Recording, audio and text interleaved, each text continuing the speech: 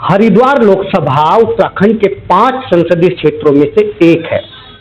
आपको बता दें कि हरिद्वार लोकसभा क्षेत्र 1977 में अस्तित्व में आया और 1977 से लेकर के 2009 तक हरिद्वार लोकसभा क्षेत्र एक रिजर्व सीट के रूप में आरक्षित रहा। 2009 में यह एक सामान्य सीट के तौर पर प्रकाश में आया और यहां पर 2009 में भारतीय राष्ट्रीय कांग्रेस के टिकट पर पूर्व मुख्यमंत्री हरीश रावत सांसद चुने गए। 2014 में भारतीय जनता पार्टी के डॉक्टर रमेश पोखरियाल निशंक सांसद बने, तो वहीं 2019 में एक बार फिर से भारतीय जनता पार्टी के डॉक्टर रमेश पोखरियाल निशंक ही सांसद के तौर पर हरिद्वार की जनता के पसंद रहे। आपको बता दें कि हरिद्वार लोकसभा का पूरा संसदीय क्षेत्र जो है 14 विधानसभाओं से मिलकर बना है।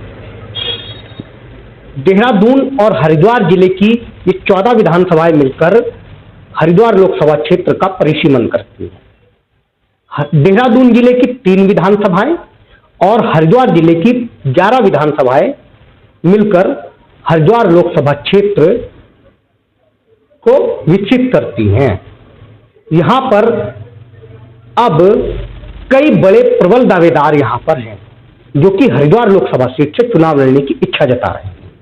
भारतीय जनता पार्टी से बात की जाए तो भारतीय जनता पार्टी में भी कई बड़े चेहरे जो है हरिद्वार लोकसभा सीट पर दावेदारी कर रहे हैं। वर्तमान में हरिद्वार लोकसभा सीट पर भारतीय जनता पार्टी के डॉक्टर रमेश पोखरियाल निशंक सांसद हैं, जो कि केंद्रीय मंत्री भी रहे हैं और उत्तराखंड के पूर्व मुख्यमंत्री भी रहे हैं।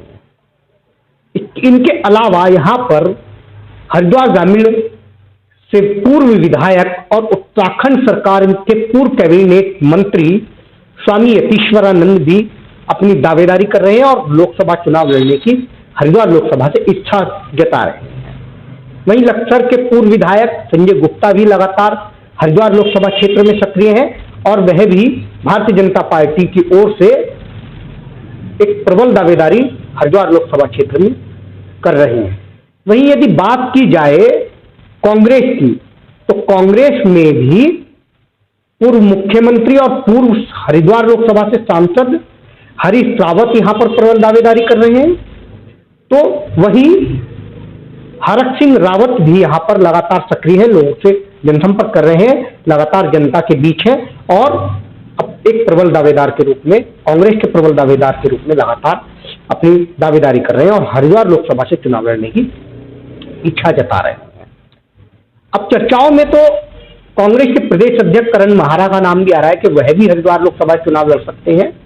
हालांकि कई बड़े प्रबल दावेदार हैं जो कि कांग्रेस के कई बड़े चेहरे हैं जो कि हरिद्वार लोकसभा से चुनाव लड़ने की इच्छा जता रहे हैं। वहीं भाजपा में भी कई बड़े चेहरे हैं, दिग्गज चेहरे हैं जो कि हरिद्वार लोकसभा से चुनाव लड़ने की इच्छा जता रहे हैं।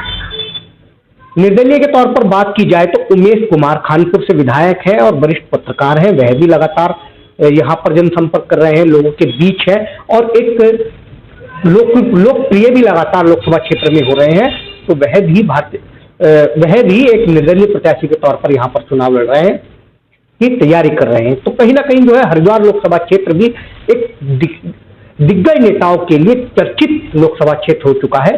यहां पर कई बड़े चेहरे चुनाव लड़ने की तैयारी में है। हालांकि पार्टी हाईकमान किस बड़े चेहरे पर दांव खेलेगा, वह भारतीय जनता पार्टी हाईकमान हो, चाहे कांग्रेस पार्टी हाईकमान हो या कोई अन्य राजनीतिक दल के हाईकमान हो, कि आखिर वह किस चेहरे पर दांव खेलेंगे, यह तो पार्टी के बड़े दिग्गज या पार्टी हाईकमान ही तय करेंगे।